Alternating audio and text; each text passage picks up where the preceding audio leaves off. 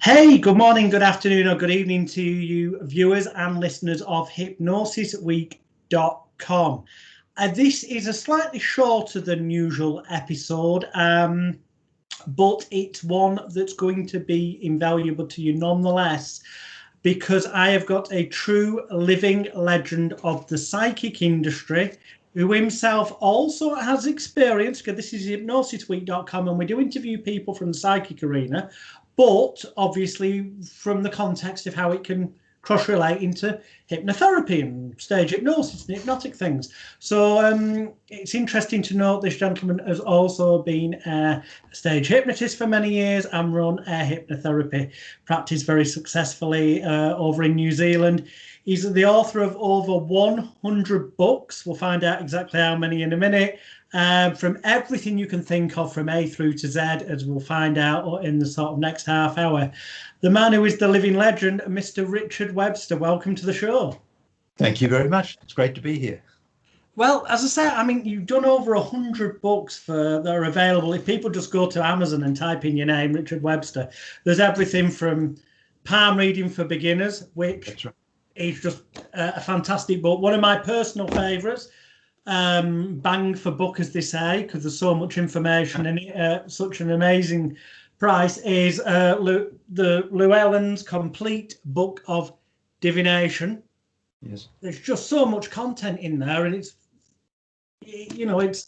easy to learn, but you've got, every subject on the planet.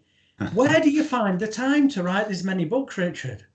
I don't really know, because I just do them one at a time, and I'm always dozens of books out. When people say, how many books have you written? I had a party to celebrate my 100th book, right.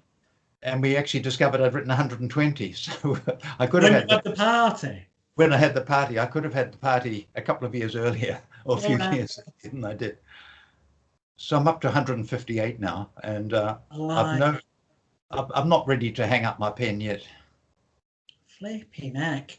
158. I mean, you've got, obviously you've got all the psychic subjects anyone could think of, palmistry, numerology, you name it, viewers and listeners, whatever you can think of, tea leaf reading, literally anything you can think of. But amongst them as well are ones that I'm going to say more directly relevant to hypnotherapists and stage hypnotists, although these are as well, as we'll come to in a minute. But you've got ones out there on past life regression, the fact Sigmund Freud, whether it's stuff that's relevant to hypnotherapists. Now, I know you used to run a hypnotherapy practice, didn't you? I still do. Yes. Oh, you still do? Okay, it's just yes. I don't think you mention it that much these days. That's all. Well, I don't do it much these days because I just don't have time. But yeah. I still see the occasional. It's only 2 or 3 people a week. That's all. It's just for fun and to keep my hand in, and also to give me people contact as well. So how did you get into the hypnosis and psychic stuff? Because they're similar, but they're also very different. They both happened when I was just a kid. My mother used to read tea leaves, and she. Whenever anyone in the family got pregnant, she'd put a wedding ring on a bit of thread and use it as a pendulum to see if it was going to be a boy or a girl. So I grew up with that sort of stuff. There was a man up the road from me who used to read palms, and he took me under his wing a little bit and taught me the basics of palmistry. And the hypnosis started because my father was friends with a man called Frank Quinn, who toured the world as Frank Quinn, the hypnotist. And he used to come to Auckland for about 6 weeks. We had no television in New Zealand at the time, so he'd sell out our biggest theatre for 6 weeks. And I'd go and see a show. I saw a show dozens of times because we used to get free tickets because he was a friend of my father's. Excellent. And one day at school, I sort of announced that I could hypnotise, and lo and behold, it worked. Yes, it became my party trick. We used to travel to and from school on a train, and it used to be my party trick to hypnotise people on the train to do silly things.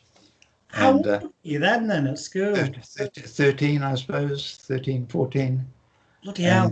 We've got a lot in common, because sort of that age when I started trying the locked hands and stuff on Yes, that's right. the school playground, and I got in so much trouble with the headmaster.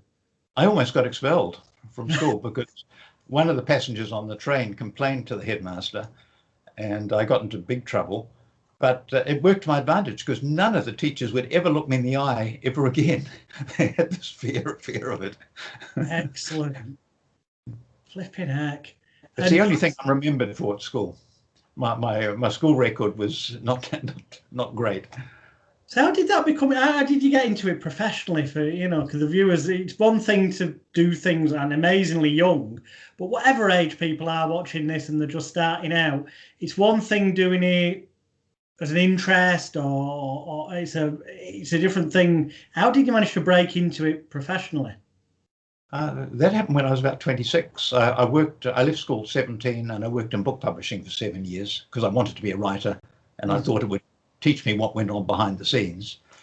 And I had a bookshop for a year, but those things weren't for me.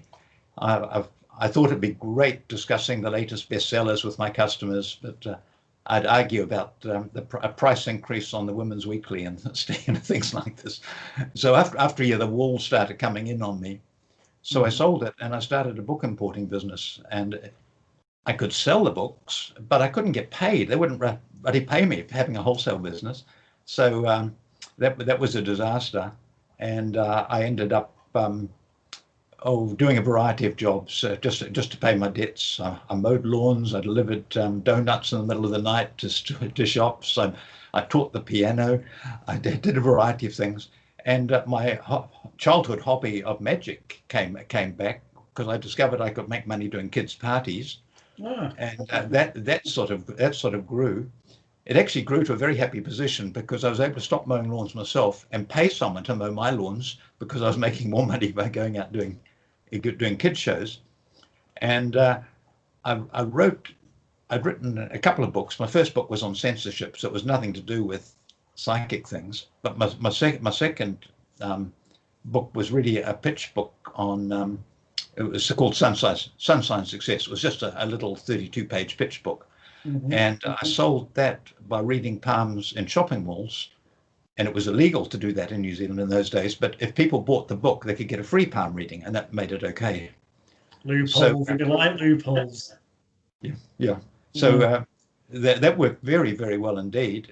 So much so that people came back a month or two later wanting another reading, but they wanted another book. So that's what got me writing. I wrote about 30 of those little pitch books, and I started doing astrology readings on a local radio station, and someone way down the country heard about it and asked me. He owned a theatre, and he wanted something to do on quiet nights. So he asked if I'd come down and do a psychic show. So I went down, did a psychic show, and it went very, very well. It was a big success. Amazingly so, because I read out my script. I had a script, and I read it to them, and then I did a few mentalism type effects.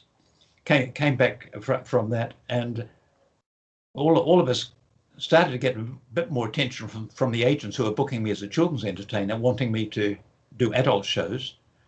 A couple of university students were doing put on dance evenings in small towns within 100 miles radius of Auckland, where I lived.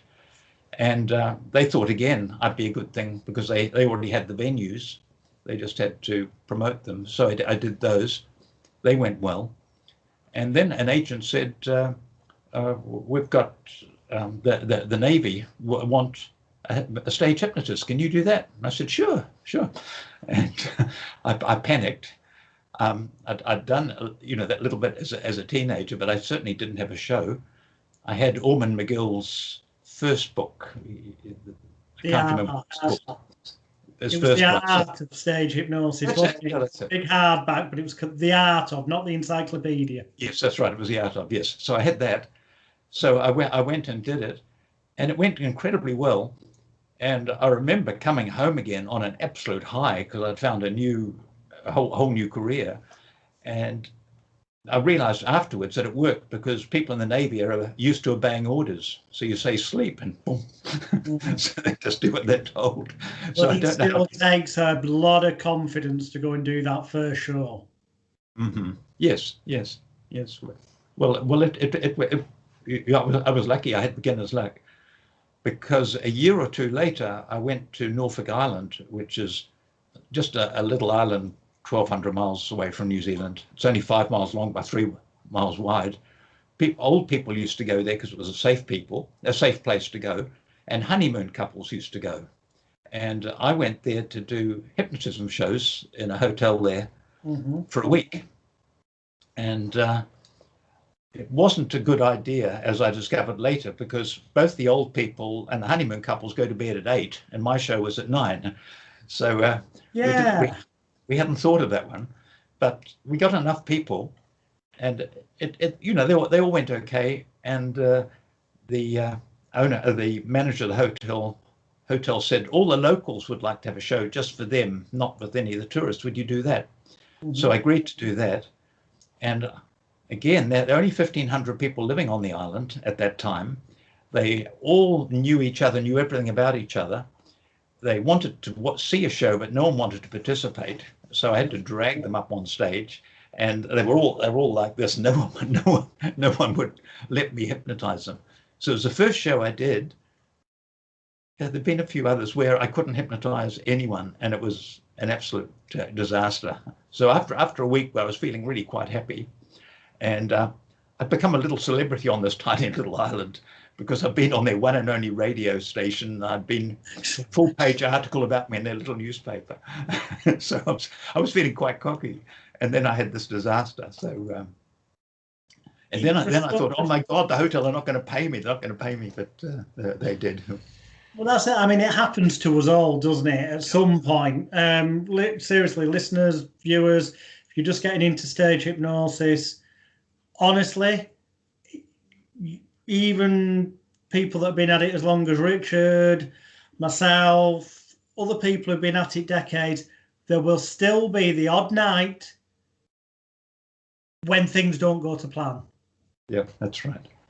So eventually I developed a 30-minute hypnosis act where you don't really need to hypnotize anyone. It just looks as if they're hypnotized, and that was quite impressive. It played well, and it meant that I could actually offer a 30-minute hypnosis show because 30 minutes is not really long enough to do a hypnotism show, but to do a sort of pseudo hypnosis show, it was long enough, and that was sort of that gave me confidence because that was my backup. I knew if things turned to custard again, I had something I could carry on.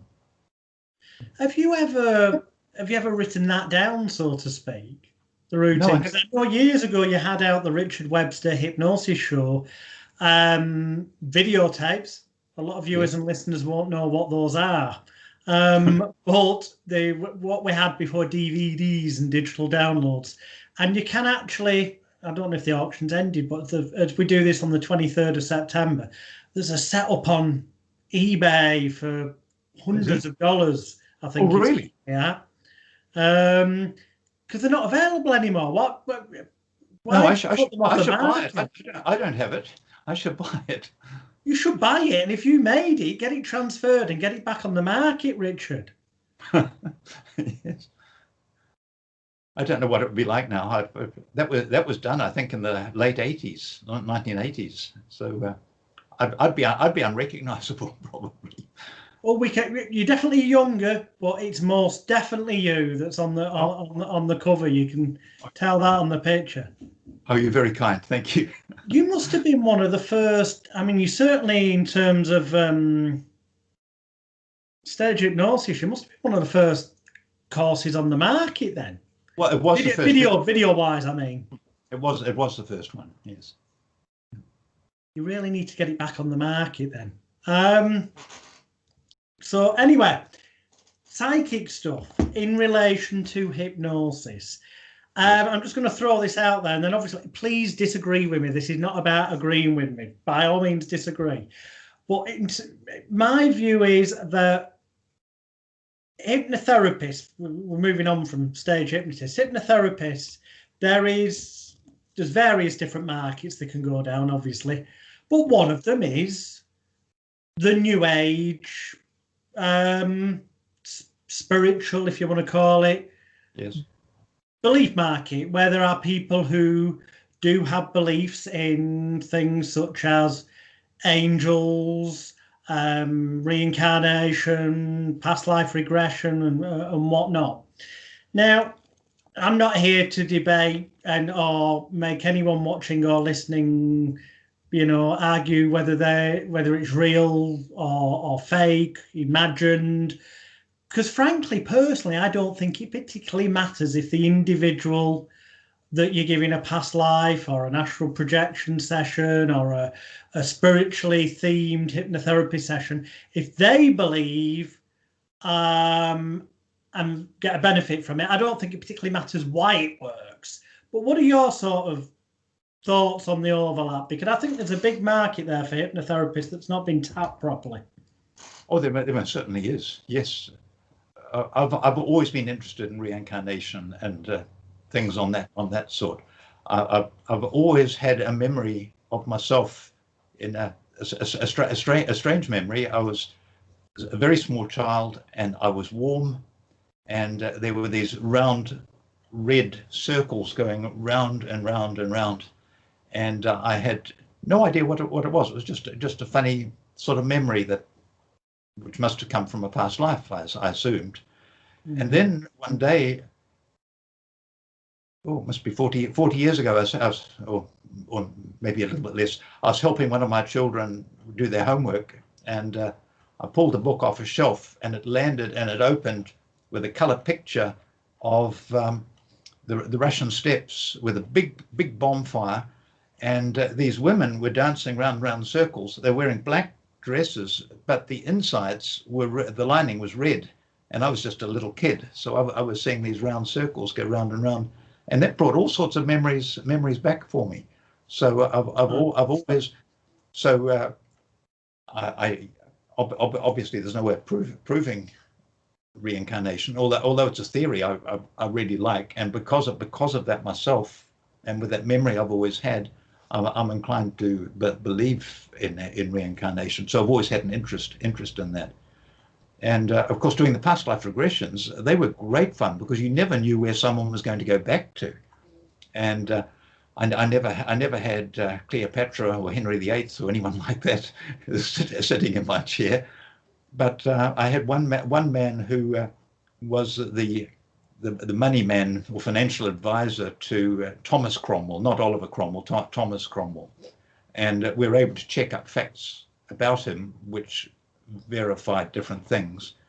But again, that was fascinating. But again, there's no proof, because he might have read a book about the person who did that job 30 years previously and forgotten all about it. But under hypnosis, it came back as a little fantasy.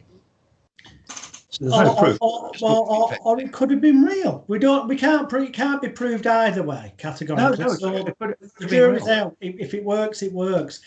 Now, past life regression wise, I have to say, I'm not going to mention the book's name because there's so many different books that you've written, but in the next section we'll record later for the closed doors, as it were, and that is, we're going to do a little bit that only members of my Elite Hypnosis Bootcamp can listen to. So if you're in the Elite Hypnosis Bootcamp, you'll be able to go in the members area when this comes to an end and go behind the doors for further info, so to speak.